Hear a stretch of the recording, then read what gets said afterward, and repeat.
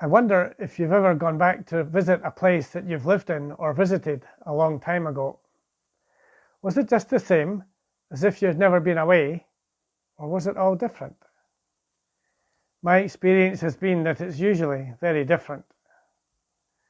When we live in a place, it changes little by little each year, as indeed do the other people who live there, and also ourselves. So we hardly notice the accumulation of change because it happens gradually. But after we've been away and come back, then not only have the place and its people changed significantly, but also our memories have changed.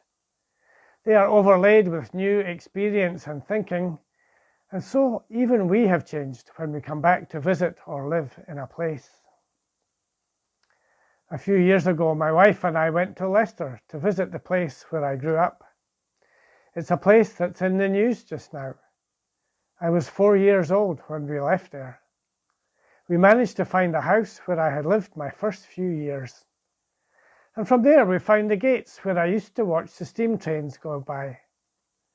That tells you how long ago it was. The railway track is now a cycle path, but the church is still there, although we didn't go inside. As we begin to experience places that have been closed opening up again, it won't be the same. There will be new ways of doing things, and perhaps new decoration or layouts, and even we will have changed in who we are. We talk about there being a new normal, which will be different from the old normal. And when we start using our church buildings again, it will be different from before. Some things we won't be able to do. Other things we will choose to do differently. If you haven't been to one of our events in recent years, you might be surprised by how much it has changed.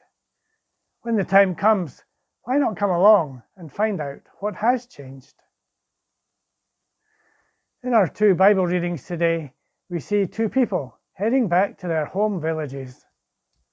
Jacob had left home about 20 years previously as a young man, having fallen out with his twin brother Esau.